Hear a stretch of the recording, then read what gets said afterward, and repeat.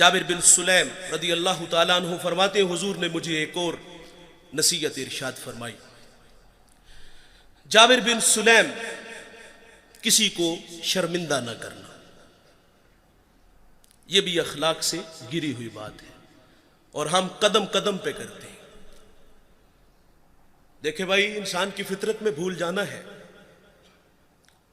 کوئی بندہ مرنے سے پہلے آ جائے، ہاتھ جوڑ کے کہہ دے کہ یا اللہ آج کے بعد گناہ نہیں کروں گا، یہ اس کا وعدہ ہے کہ جو میری چوکھٹ پہ 2 آنسو لے آتا ہے میں اس کے گناہ کو لوح محفوظ سے مٹا دیتا ہوں.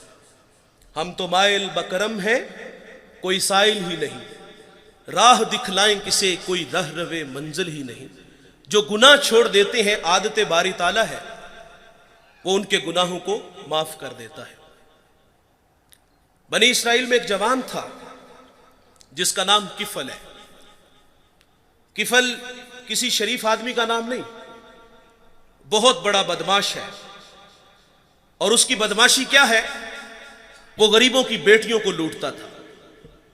ایک دفعہ اس نے 60 دینار میں کسی مجبور بیٹی کو خریدا، خلوت میں اس کے پاس گیا، دیکھا تو وہ رو رہی تھی.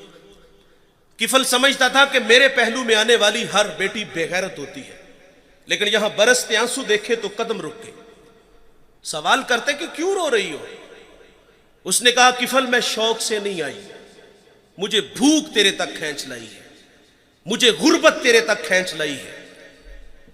یہاں ایک جملہ عرض کروں گا، جب مالدار لوگ، جب سرمایہ دار لوگ، جب وڈیرے لوگ غریبوں کا حق نہیں نہ دیتے تو پھر غریبوں کی بیٹیاں نیلام ہو جاتی ہیں.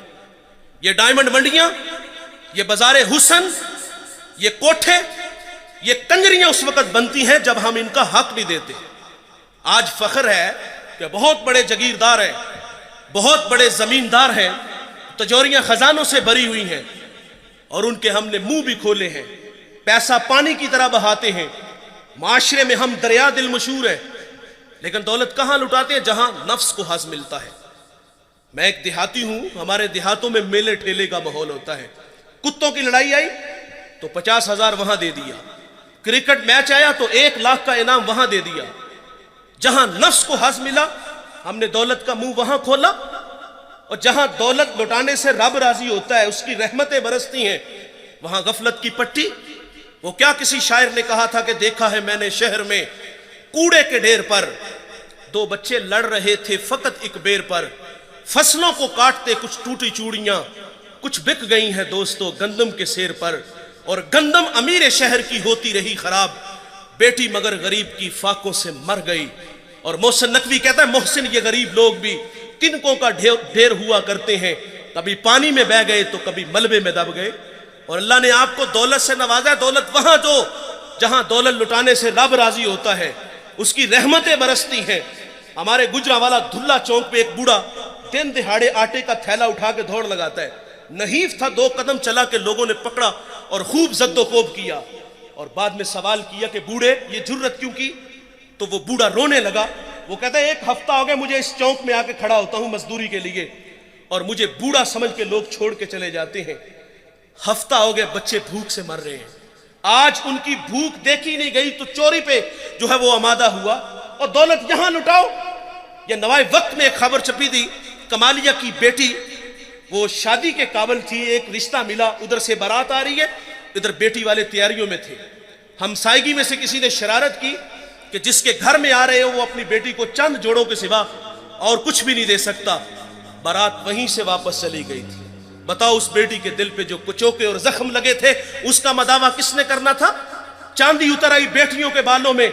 مفلس کو پھر امید ہے کہ بارات آئے گی، اور کتاب زیست کا ایک اور باب بیت گیا، جہیز بن نہ سکا اور شباب بیت گیا.